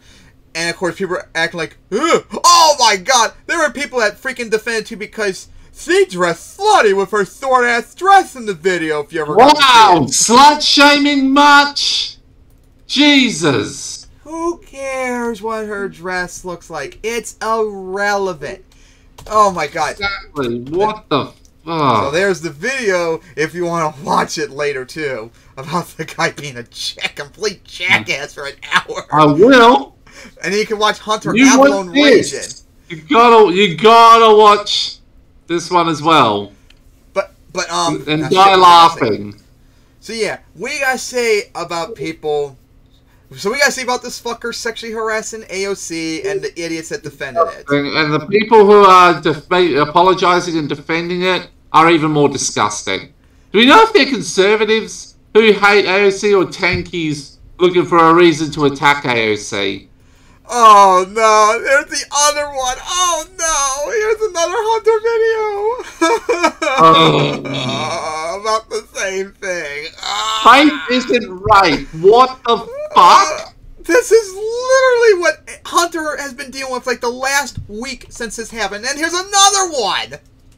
Oh my god. All this because AOC got sexually harassed and they fervently deny it. Oh my god. What do you gotta say about the whole thing? If only I'm not surprised because conservatives look for any reason to denigrate AOC. This is the perfect reason for it. And yeah, guys, even if you hate AOC, which we have problems with her too, this is just not acceptable. This is just wrong, period. Hey man, you just shut your big fat mouth and stop saying stupid things when women walk by and maybe, just maybe be willing to talk to you. But of course, women are, most cases, not as stupid as conservatives, so that's why you can't get wet-ass P-word like Benny Boy. Alright, so now we've made fun of these idiots. What do you want to talk about next? Let's get on to Nick Fuentes going mask off. So yeah, guys, we've covered before Nick Fuentes, who is a far-right Nazi piece of shit, and he shoved his foot directly in his mouth. Once again, I think we even covered an episode like this before, and we even called it Nick Fuentes goes mask off. This one is even more insane. And guys, I want you to watch this right now because this is pretty much the majority view of conservatives in America. And this is what they frighteningly want. So we've talked about Nick Fuentes on the program before, but if you've never heard of him, this is someone who is a Nazi with a penchant for booger eating. And I'm not joking about that. And lusting after cat boys. Yep. Cat boy, well, the cat girl, whatever that fucker he was talking, that he always fucks with or whatever. No idea. That Hunter made fun of. I'm so sorry. I know you all hate it whenever I play that video, but I have to if we're talking about Nick Fuentes. It is incredibly relevant. So you have to grasp the totality of what is Nick Fuentes. And I feel like if I exclude that video, you're just not going to be able to understand where he's coming from. So I'm so sorry, but I'd argue it's necessary. Now, we've gotten glimpses into his vision for the United States, and what he's told us, it's genuinely unhinged and horrifying. He says that he wants a version of the United States that's similar to the Taliban, albeit a Christian version, because he believes that the way... And by the way, he is on video, too, saying that the Taliban is the exact policies he would want in America. The exact same thing. So remember all when the Taliban retook Afghanistan around this time last year and all the horrible things they did to women? He cheered that. He wants this. Just the Christian version of it. That they treat women is an approximation of what he wants here in the United States. But in a recent airing of his show picked up by Right Wing Watch, he talked a little bit more at length about what he wants. And it is genuinely horrifying. So take a look. We have got to talk about the fundamentals of our worldview and what it would look like to build a society based on our distinct worldview, which is different from the left, different from a godless. And just so you all know, too, beforehand, he's actually friends with a lot of congressmen, too, like Marjorie Taylor Greene. So Majorly Karen Green. So he actually has a lot more influence. So he has a lot more influence than he should have. Yeah. Atheist, constructivist, liberal worldview. And what does that look like? Does that look like a society where you have gay marriage and birth control and contraceptives and legal, ubiquitous internet pornography and all the rest, but transgender kids aren't playing in girls' water polo? No. That's not what it looks like. It looks like a society where women don't have the right to vote. Hear that, guys? He doesn't think women should have the right to vote. You heard him? And we covered, I think, months ago. He fervently thinks women should not be allowed to vote. Why? Because they vote for liberals, and they don't like that. So there you go. He wants to take away rights for women. You heard it. And that's what the majority of conservatives want, too. And it looks like a society where boys and girls get married as teenagers. Child marriage. And start having kids. And they... Possibly forcing people to have kids as soon as they can, too, very creepily. Don't use birth control. No birth control. And they don't use contraceptives. No contraceptives whatsoever, so you can only fuck to have kids and nothing else. And they have big families and a high birth rate. And it looks like women wearing veils at church. Veils at church! Like religious fundamentalist Muslims that force women to wear the hijab and all that. So you see that? He wants to force women to cover up. Because, you know, men just can't control ourselves. Christian Sharia law. Which shows how both misogynistic and misandrist he is. And it looks like women not being in the workforce. Women not being allowed to work. Just like the Taliban. And it looks like mothers raising their kids. And it looks like forced motherhood. Pornography being banned. Banning porn. And homosexuality and transsexuality, as well as heterosexual sodomy, as well as fornication and adultery being shamed by... So, first off, he wants to shame sodomy, including heterosexual sodomy, which he said, so that means he would frown upon oral and anal sex, even if it was heterosexual. But here's one thing that's funny too. Here's his definition of what constitutes sodomy. Any form of sex that isn't missionary intercourse between two consenting adults of opposite sexes who have been married for at least 6 months. I don't know about the consensual part, though. Very much, and it's got to be in their room, lights off, and you can't take more than about 8 minutes. And I don't think the consent part is in the equation, too, when it comes to the women, remember? Because you know these fuckers believe in spousal rape, think is okay. Oh, but, yes. But as we're about to, but I was also about to point out, didn't you notice? and also getting fucked by cat boys is something he's okay with as well. But as I was about to say, didn't you notice he also said that being gay and trans is only frowned upon instead of like illegal, banned, or death penalty, which is what religious fundamentalists advocate for. I wonder why Fuentes doesn't want to ban gay or trans. Because he is one. That's why he has a cat boy, whatever the fuck. By the society, or maybe in some places, in some jurisdictions, regulated by the law. It's not enough to say we're against you gotta be against women's rights too. It's not enough to be against blue-haired feminism, you gotta be against women getting educated. Did he say the homophobic D-slur? I have no idea. But yeah, guys, he doesn't think women should have any rights. He just openly said, and he thinks women should not be educated. Okay? So, Or else, what are we really trying to achieve here? 1999? 1999 sucked too. We want to go back to 1099. We want to go back to the Middle Ages. So, we're burning your gay pride flag. Nick Fuentes, if we went back to 1099, you would take one step onto the planet then and die instantly. Burning your gay pride float, and then we're going to drag your bitch wife out of her house kicking and screaming, and then we're going to burn her at the stake too for being a witch. We heard that, guys. He wants to kill women. I'm assuming for being not a trad wife. You heard it. Yep. For not consenting to being raped for not being okay with being raped every 2 weeks. You heard that. Want to burn gay pride flags, which, if it's someone else's flags, that would be vandalism. But otherwise, you want to burn them. That's really weird, but you do you. Want to burn, like, gay pride parades and stuff like that? Well, that's not good. But then go into people's houses, kidnap their wives, and burn them at the stake. Yeah, and all that crap. This is what the majority of conservatives in America want. So you know how we often joke about how the right wants to take us back to the Middle Ages with their social views? Nick Fuentes is unironically saying, quote, we want to go back to the Middle Ages. And, I mean, he's honest about that. His vision would include a country where women don't have the right to vote, child marriage, forced birthing, women wearing veils at church, and I'm assuming being forced to attend church, women not being in the workforce, porn being banned. Interestingly enough, though, being gay or trans and being an adulterer, because those are in the same category according to Nick Fuentes, that wouldn't necessarily be criminalized, maybe in certain jurisdictions, but that would just be shamed.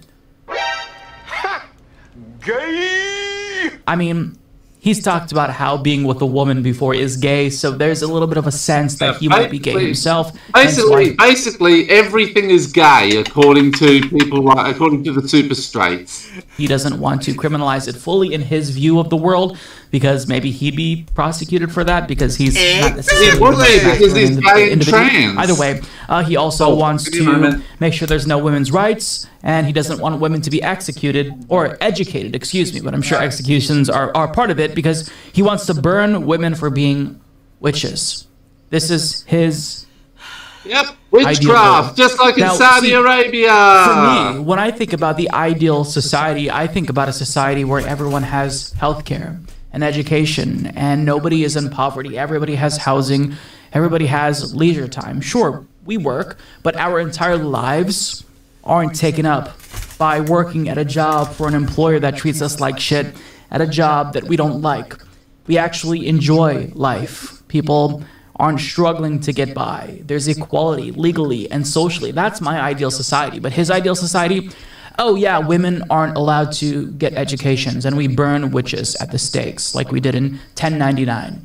It's horrifying. Now, it's not surprising that somebody on the internet has this view with the following, because, I mean, you could find any fringe view on the internet. The problem is that Nick Fuentes and his view is trickling into the mainstream. For example, Marjorie Greene, a sitting member of Congress, attended his America First Action Conference, which is the white nationalist alternative to CPAC.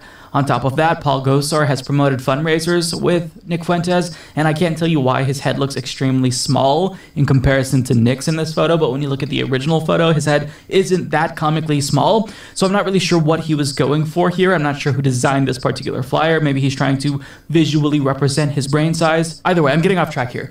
This fringe lunatic has allies in Congress. So even if individuals like Marjorie Taylor Greene might not vocally support everything that he's espousing, maybe she has an interest in not burning women who are suspected of being witches because she herself is a woman, as barbaric as her political views are, but perhaps she doesn't agree with everything. But little by little, his views are becoming mainstream. He even said, Tucker Carlson is saying what I'm saying with respect to the white supremacist great replacement theory.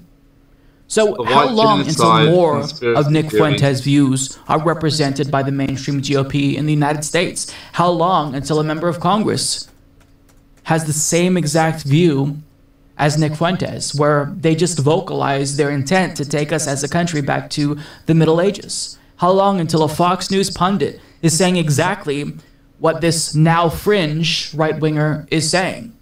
I mean, again, Tucker Carlson, the most popular news broadcaster in the United States, is espousing the Great Replacement Theory, and said theory has already catalyzed mass shootings. Now, it's not that big of a stretch to think that Nick Fuentes' views might one day be represented in Congress. One, because he already has congressional allies, but two, the extent to which the Republican Party continues to shift to the right should alarm everyone. They by far pose the biggest threat to national stability and democracy. So, 10 years ago, seeing someone like Marjorie Greene or a president like Donald Trump was inconceivable, but now they're kind of the norm. They represent the mainstream of the Republican Party. So how long until Nick Fuentes or someone like that is in Congress espousing these views to millions of people potentially, saying, I think that we should not allow women to be integrated into the workforce. I think that we should not give them an education. I think that we should allow child marriage or forced child marriage and forced birthing. I think that we should burn women at the stake. How long until this is a thing? How long until your party starts advocating for child marriages or women to not be allowed to vote? If you're a right-wing woman, if you vote... But Mike, they've always been covering that, supporting that, though. It's not new. Republican and you're a woman, these are things that you should consider, because even if it's inconceivable right now, there were a lot of things that were inconceivable that ended up coming to fruition. For example, the overturning of Roe v. Wade, an insurrection. So don't think that this is an impossibility. Don't think that someone like Nick Fuentes' views could never be represented in Congress, because I think that we're a lot closer to that than you think. So yeah, what do you guys say about Nick Fuentes being a barbaric POS? No surprise. And yeah, guys, like I said, he is what the majority of conservatives think in this country. Yeah. So, and of course, I like how I reload Chrome back up, it plays the video automatically, and now it's frozen when I try to pause it. Of course. So anyways, what is the next topic? Next one on the left. Next one is... Fuck the Uvalde police. Get rid of every single one of them. So anyways, we covered this months ago when it happened about the school shooting in Uvalde. And of course, how the cops were pathetic pieces of shit that didn't do anything. Pretty much giving a whole bunch of ammo to like to defund and abolish the police crowd. And honestly, in this circumstances, you really can't blame, because this was just undeniably bad. Well, footage at the school when the shooting happened was finally revealed. And oh boy, it makes the cops look even worse than they already did, which is saying a lot. If Chrome would stop acting like a dick and just play. I don't know why you're being such a bastard today. It's getting ridiculous. Come on. Alright guys, so this is ugly, to say the least. Shocking new video shows Uvalde police do absolutely nothing for 77 minutes during a massacre. So I'm going to show you the CNN video. They chopped it down a little bit. They censored the gunshot sounds. I think it'll say like gunshot sounds on screen in writing when the killer is shooting.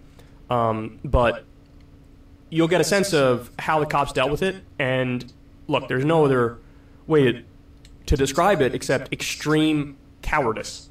So let's watch. Oh, by the way, this is, if you're sensitive, and it is unsettling. This is an unsettling video, so I want to warn you in advance.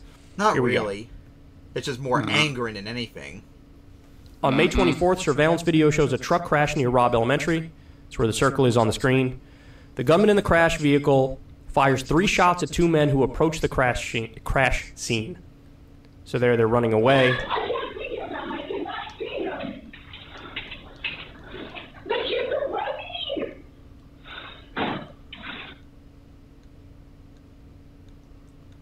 So that's the first. So the first phone call was then to the cops, okay? And I don't. The guy, the killer, isn't even in the school yet. I think he was just shooting outside, and the first call was made to the cops. So we're looking at now, in a reasonable world, the timeline is such that the cops can get there and nip this thing in the bud, because they called them right away. Okay, let's watch. The gunman begins shooting at the school from the parking lot. So he's still not in the school.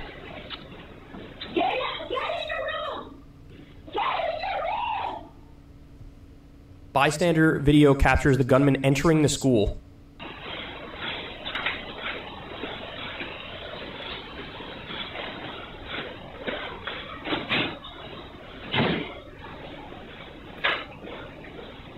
So here he is, entering. There's going to be a kid who turns the corner here and sees him. A young student comes around the corner as the gunman walks down the hall. He stops. He sees the guy. This kid definitely has his wits about him because he just dips. The gunman fires his AR-15 inside 2 classrooms for 2.5 minutes. So that's when the gunman enters the classroom and does the unimaginable. Authorities say more than 100 rounds were fired. Okay. Now, look at what happens here.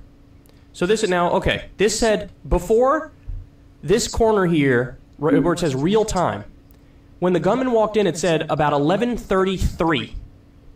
11:33. Now it's 11:36. Just 3 minutes.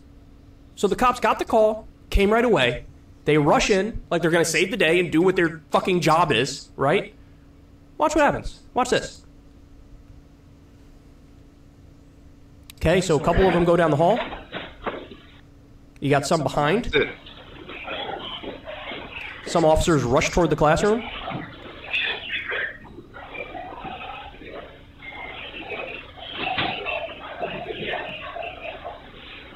Okay. Now let me just pause and say this. It looks like, you know, they have some sort of, like, pre-planned formation here. Like, I'll take this corner, you take that corner, you take that corner. No, I just think the cops who ran up to the door were, perhaps more brave than the ones who stayed back. And they're just, like, waiting, like, all right, what's going to happen? Because they know there's a gunman. They don't want to get shot and killed. And this is something that one of the top Uvalde officers admitted. Like, oh, our guys didn't want to get killed. Okay, well, perhaps you're in the wrong line of work. You signed up to try to protect the kids if there's a gunman. Watch. Again, this is going to get more and more infuriating. Cowardly dickhead. You probably wanted to. You probably shot a couple of the kids Try yourself. to look down here. Try to look down here.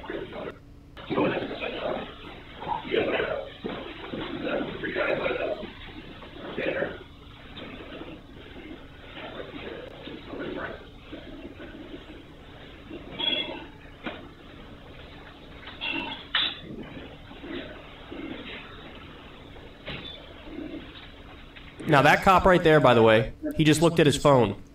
People zoomed in on that picture. The background on his phone is the Punisher symbol.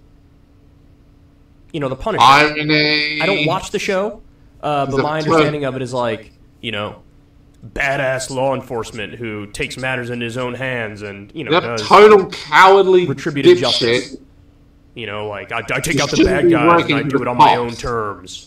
You know, forget the process and the procedure. Like, we'll take out the bad guys. It's very like, you know, good guy, bad guy, good versus evil, that sort of thing. Yeah. And the dude who's got the Punisher thing on his phone is one of the furthest away from the classroom. More's gonna happen, watch.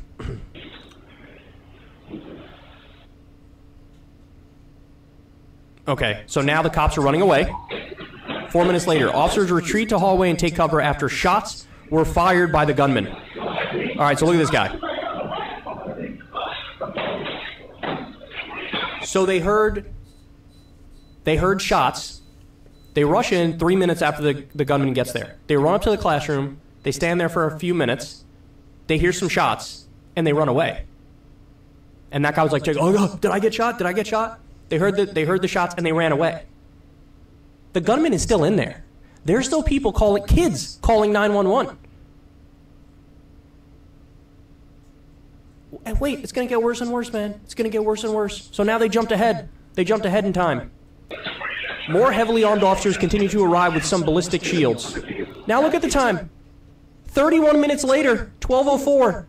Ever since they heard the shots, they ran away from the classroom, and now nobody's even down there. Now the cops are all waiting at this end of the hallway, waiting for the dude to walk out as he's massacring kids. Oh my God. Wait, it gets worse. This is 31 minutes later. They ran away from the door after 3 minutes and then never went back. Watch. Of course. 12:09, 36 minutes later, still no rescue attempt. Look at all of them standing there. 48 minutes later, the gunman is heard firing 4 more rounds. Yep. The gunman is heard firing 4 more rounds 48 minutes later, and they're just standing there. With their shields up, what, waiting for him to exit the classroom? He's killing children. Oh my God. There's not a punishment strong enough for these guys. Every single one of them should be fired at the very least. They should really get jail time. You should do. An abdication.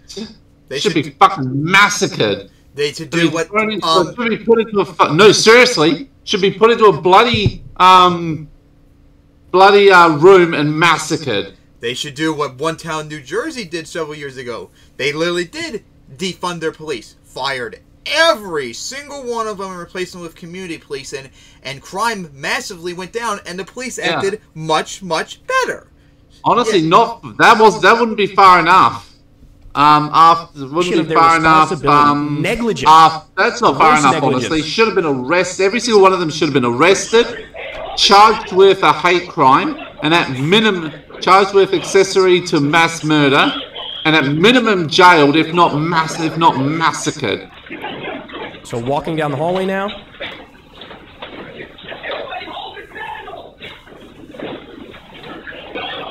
"57 minutes later." So they've moved down the hallway. The gunman is still in the classroom. They haven't gotten in the classroom yet.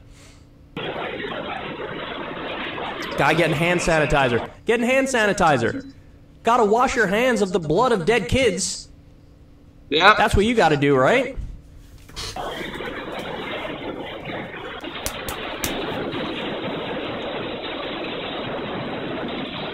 "77 minutes later." Now, those gunshots you hear are them killing the gunman. 77 minutes later. Now, look, the original reporting, and I don't know if this has changed. I haven't seen anything that contradicts it, although so much stuff has come out. Perhaps I missed it.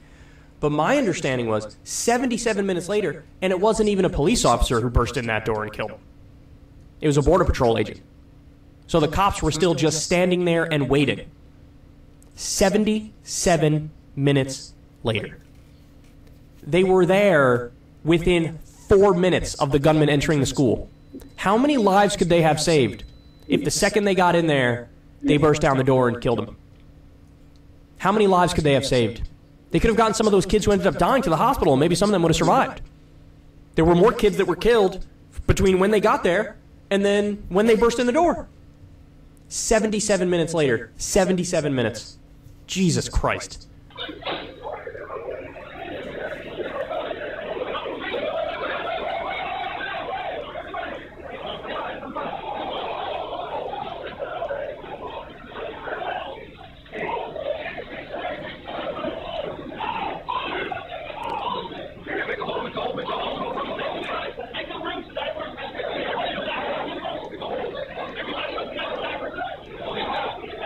Total chaos. Look, they're a bunch of, these are a bunch of boys. That's what this is. These are a bunch of little boys. They signed up for this job, and then they abdicated their responsibility because they were scared. They're cowards. Yeah. Cowardly bastards. Throw the book at them, man. Throw the book at them. Fire literally. They should be literally throw the book at them. If you were there and you were standing there waiting as kids were getting killed, I have some choice words for you, but I don't think I could say them because I'd get banned from YouTube. If you want to what would you say? Good God! What would you say? Dear God! Yeah! I can't even imagine what you could say that'll get you banned. Jeez. Bloody hell! But yeah, when you saw that, nothing else, but you should be having your blood boiling that entire time watching this.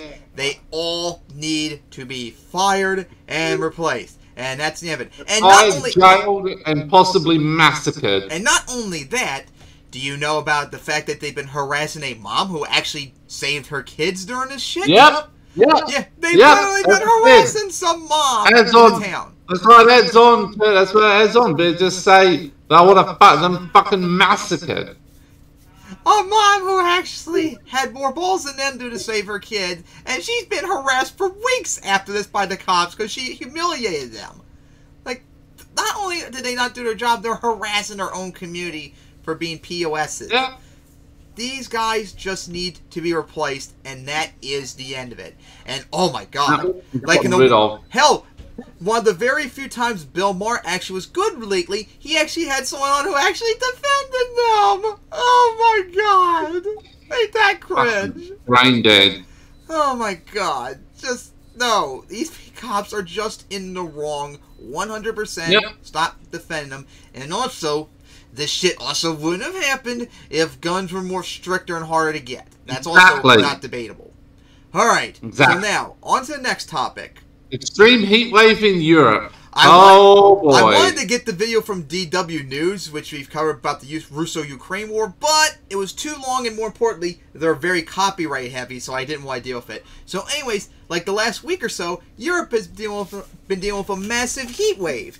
They're dealing with temperatures that you usually see in the peak of summer in Australia. Yeah, right now Europe is experiencing temperatures that you down under and us in the continental America deal with. But that's the problem. But the problem is, Europe is not used to these temperatures.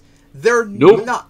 Like, their temperatures, like the UK recently hit 100 degrees for the first time ever in English history. 102.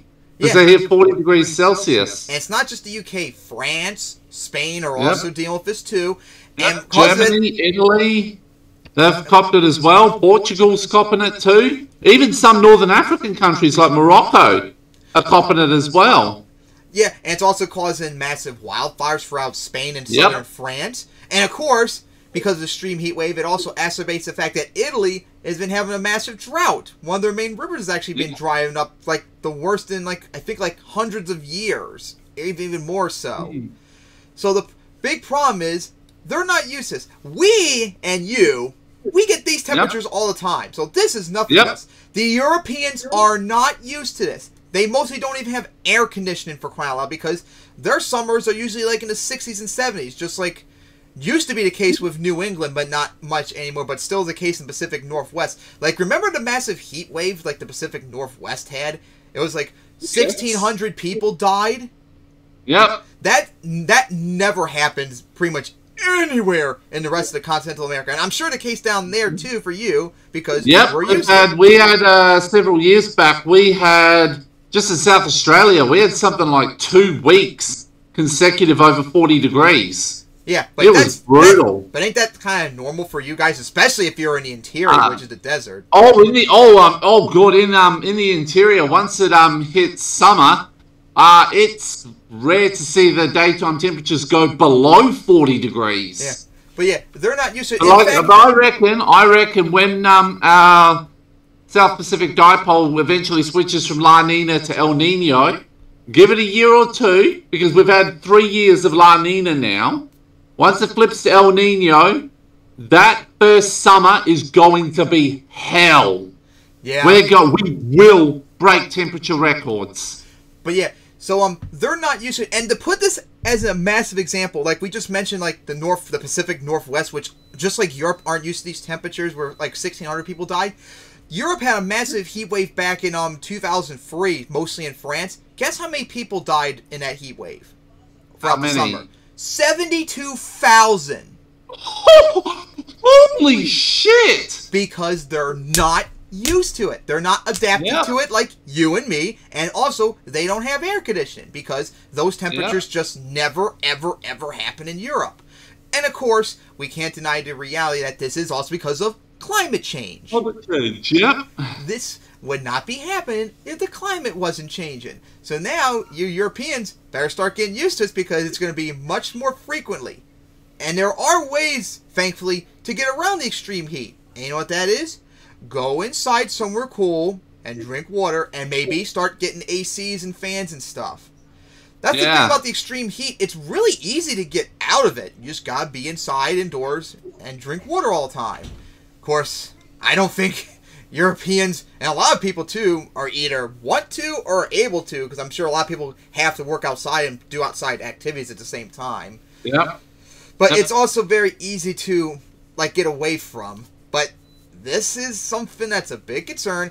It is climate change that's causing it, and you gotta try your best to fight back against it. But hey, like I said, Europeans, you are experiencing what you and me experience, but we're at least used to it. Yeah. Like, has it even hit 100 degrees for you yet this year? Oh, that's right. You're in the. That's right. It's winter for you, so you haven't really hit summer yet. No. It's happened a couple of times. But as I said, we're in La Nina, so our summers have been a bit cooler than usual. Yeah, El Nino La Nina affects us too on the East Coast. La Nina, opposite way to how it would affect Australia. Yeah, but I think when it comes, depend on which one it is, it affects you negatively and us positively when it's flipping and all that. El Nino dries and heats up, helps dry and heat up Australia, or at least the east and southeast. But it also keeps it less likely for hurricanes for us to form on the east coast for us. But when La Nina happens, then hurricanes are more likely for us. Yeah. Yep. But shit. No, oh yeah. So what was the highest it got this year for you? I think we had one at 41. A couple of days of 41, but that was it. Like we got a couple of years back when we were having an El Nino, we hit 47 degrees Celsius, and 2 towns in the outback matched their records, matched their heat temperature record. Like the last week or so, we've had a heat wave. We've been in the 90s, which of course is not a problem really for us. Although it is above average. Usually in Maryland, the high around July is like high 80s. Which most of the year we actually haven't really hit. We've been in the low 80s to high 70s for most of summer until last week or so. Yeah. So I can say for Europeans, if you're watching this, just try and be indoors, stay hydrated, and be in cool environment. That's really all you can say. That's how us in America and Australia deal with it. You guys can deal with it too. You just got to adapt to it. It really isn't that hard. As bad as it is easy to adapt to it. The only problem is, of course, climate change is going to make it worse. And even if you cool down, it's not going to stop, like, Italy's river drying up or the wildfires they're dealing with. But yeah, it's going to be worse until we combat climate change. And unfortunately, even if we did, it's still not going to probably change because we're so late into the process. Yeah. But anyways, now on to the final topic. Which is Maryland primaries. Which actually happened back on the 19th. And I have a lot to say about that. So we had our primaries just recently.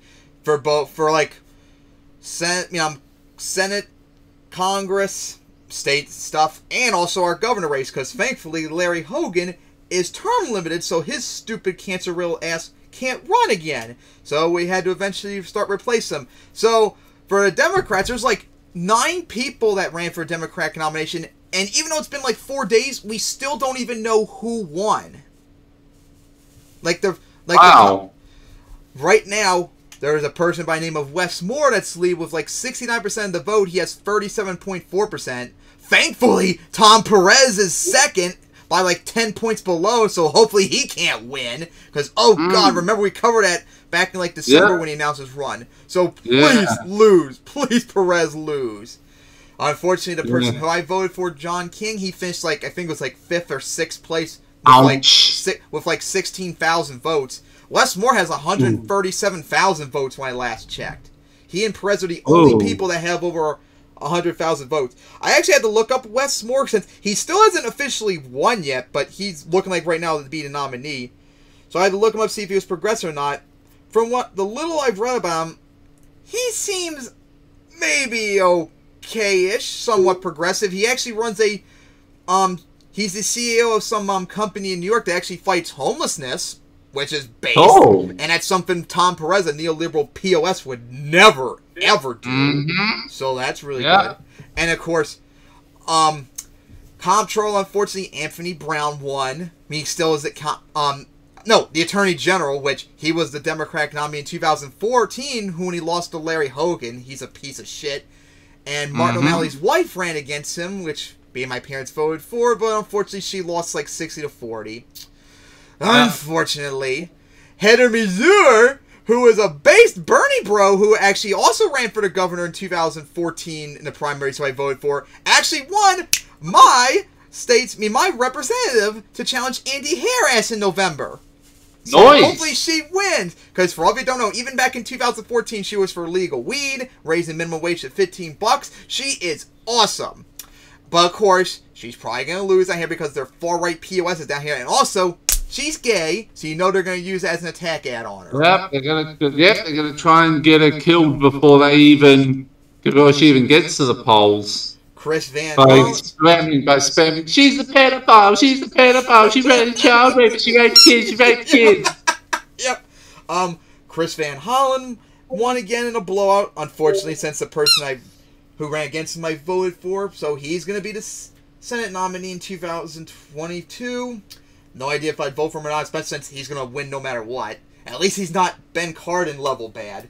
But of course, we got to get to the Republican side of it, because if you didn't know, there actually was a civil war like the last month or so between the between the hardcore Trumpsters and Larry Hogan, who actually had his I think it was Secretary of Commerce in the state, Callie Schultz, running in a primary between each other. And guess what happened?